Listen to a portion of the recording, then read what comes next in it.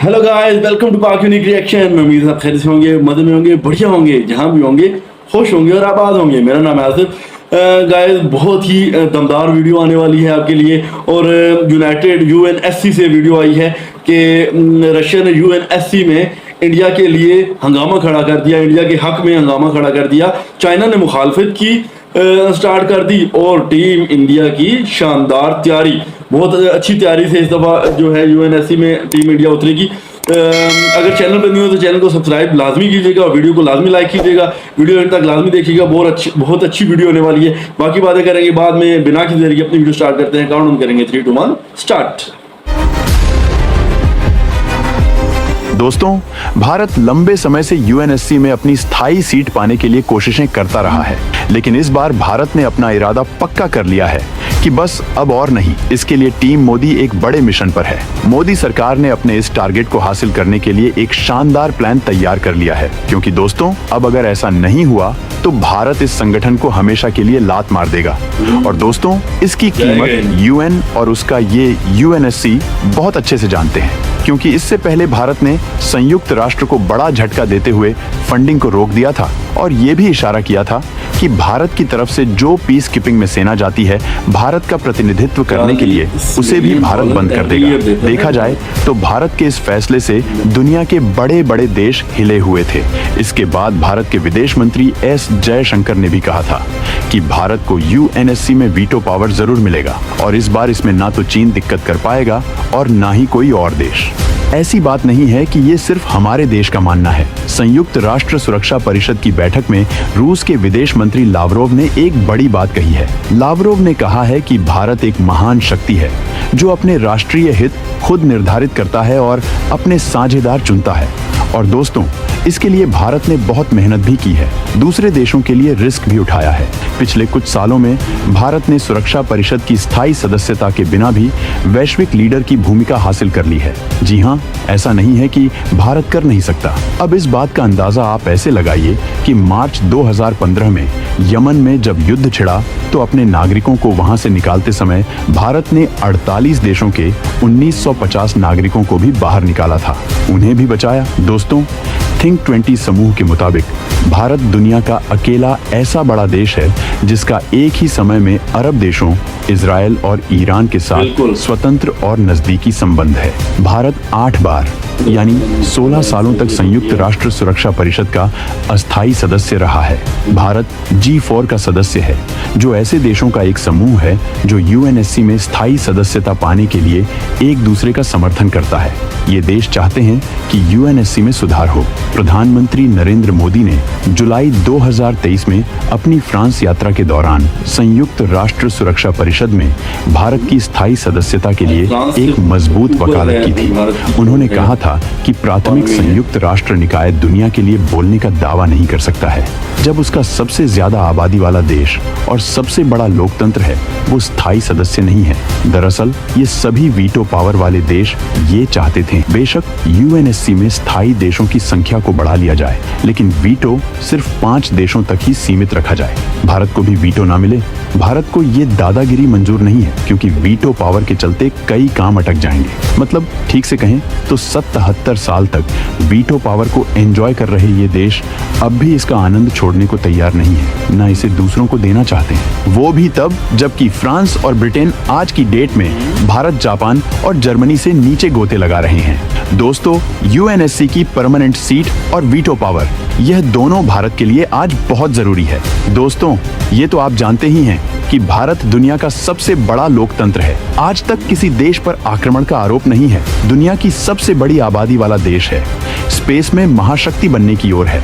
Military और defence में भारत की ताकत का लोहा दुनिया मानती है। यूएन को $40 मिलियन की ग्रांट भारत हर साल देता है। अब तक 2 लाख ट्रूप्स यूएन के पीस कीपिंग मिशन में भेज चुका है। और सबसे बड़ी बात, आज भारत एक पावरफुल नेशन बन चुका है, जहां अमेरिका, रूस और चीन की नहीं चलती है।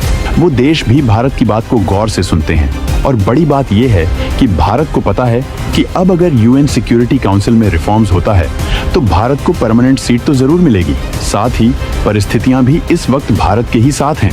दरअसल दोस्तों, दोस्तों, यूनाइटेड नेशन सिक्योरिटी काउंसिल के जिन 5 देशों के पास वीटो पावर है, उनके पास ये शक्ति होती है कि वो किसी भी प्रस्ताव पर रोक लगा सकते हैं। वीटो पावर वाले देश किसी प्रस्ताव के खिलाफ हैं और वो नहीं चाहते हैं कि वो पारित हो, तो इसके माध्यम से वो अपनी नामंजूरी को सामने रख सकते हैं। वो प्रस्ताव को अस्वीकृत करते हैं। वीटो पावर से यूएन काउंसिल के महासचिव के चयन को भी रोका जा सकता है। संयुक्त राष्ट्र चार्टर में परमानेंट और नॉन परमानेंट मेंबर्स के बीच वीटो पावर सबसे बड़ा और महत्वपूर्ण अंतर है। भारत के लिए लगातार इस तरह की बातें होती हैं कि उसे वीटो पावर मिलनी चाहिए। जिन 5 देशों के पास ये पावर है, उनमें से 4 का मानना है कि भारत को भी ये शक्ति मिलनी चाहिए और वो स्थायी सदस्य बनने का हकदार है। हालांकि चीन यूएन में भारत की स्थायी सदस्यता का विरोध करता है। वीटो पावर के लिए सभी 5 देशों की सहमति जरूरी है। अगर किसी देश को वीटो पावर हासिल करना है तो उसे 5 स्थायी सदस्यों की सहमति के अलावा बाकी 10 अस्थायी देशों में से 4 और की सहमति चाहिए होगी। इसके साथ ही वीटो पावर हासिल करने की इच्छा रखने वाले देश की आर्थिक स्थिति मजबूत होनी चाहिए। वो इतना सक्षम होना चाहिए कि जरूरत पड़ने पर अन्य देशों की मदद भी कर सके। ऐसे में कह सकते हैं कि भारत को वीटो पावर मिले, इसमें सबसे बड़ा रोड़ा चीन ही है। भारत लगातार यूएनएससी में सुधार का मुद्दा उठाता रहा है। इसमें स्थायी सदस्यों की संख्या बढ़ाने की मांग भी बढ़ रही है। भारत के अलावा ब्राजील, दक्षिण अफ्रीका, जर्मनी और जापान यूएनएससी की स्थायी सदस्यता के प्रबल दावेदार हैं। हालांकि दोस्तों, दुनिया की तीसरी सबसे बड़ी सशस्त्र सेना होने के साथ साथ भारत का अंतरिक्ष और मिसाइल प्रोग्राम दुनिया में सबसे आधुनिक में से एक है। पिछले साल भारत 2 शक्तिशाली वैश्विक मंचों यानी G20 और SCO की अध्यक्षता कर चुका है। भारत द्वारा कई ऐसी पहल की गई है जिसे वैश्विक समुदाय ने अपनाया है। बड़ी बात तो ये है कि मोदी ने ग्लोबल साउथ का ऐसा मुद्दा दुनिया के सामने रख दिया है कि पश्चिमी देश नंगे हो गए हैं।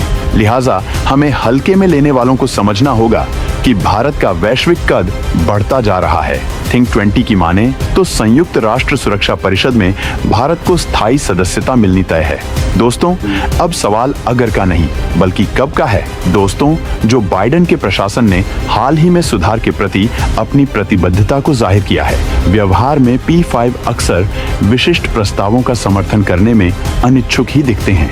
एक और चुनौती अफ्रीकी समूह के बीच इस बात पर आम सहमति की कमी से आती है कि स्थायी यूएनएससी सदस्यता के लिए अपने उम्मीदवारों का निर्धारण कैसे किया जाए। इन सब के बीच सबसे बड़ी बाधा चीन ही बनी हुई है। P5 में अकेले चीन ने स्थायी यूएनएससी सीटों के विस्तार के लिए समर्थन नहीं जताया है। देखा जाए तो एशिया के लिए बेहतर प्रतिनिधित्व के लिए सबसे महत्वपूर्ण बाधा यूएनएससी में एकमात्र एशियाई स्थायी सदस्य की ओर से ही आ रही है, लेकिन उसका ताबीज अब रूस के जरिए भारत बनवा चुका है।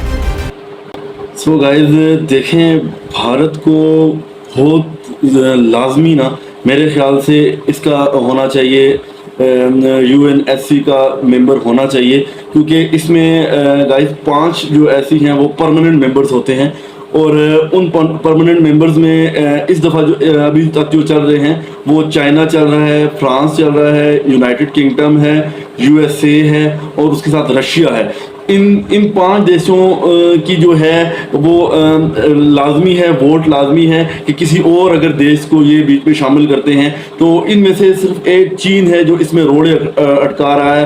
बाकी कोई भी ऐसा देश नहीं है। वो सब चाहते हैं कि भारत को आना चाहिए। क्यों नहीं आना चाहिए? क्योंकि इस टाइम भारत इसका हकदार है। भारत 75 सालों पे ये सारे मुल्क जो हैं इसके ऊपर कब्जा करके बैठे हैं, लेकिन अभी भारत जो पहले था अभी वो नहीं है, अभी बहुत आगे जा चुका है, क्योंकि भारत जो है इस टाइम उनकी स्ट्रॉन्ग मिलिट्री है। इस टाइम भारत चांद पर जा पहुंचा है, G4 का मेंबर है, यूएन को 40 मिलियन की जो है Bharat per year $40 million per year इमदाद देता है। अगर भारत ने इस दफ़ा 2 टोक क्या डाला है कि अगर ये इस तरह करेंगे तो हम यूएन की इमदाद बंद कर देंगे और हम अगली दफ़ा इस वोटिंग में भी हिस्सा लेंगे ही नहीं। आज स्पेस में कितना आगे है भारत और दुनिया का सबसे बड़ा आबादी वाला मुल्क है। जितने सबसे ज़्यादा जहाँ पे आबादी होगी उनके राइट्स भी ज़्यादा होंगे, वहाँ पे ह्यूमन राइट्स भी उनको ज़्यादा होंगे। उनका मेंबर होना तो बहुत बहुत ही ज़रूरी है ऐसी सिक्योरिटी काउंसिल के लिए।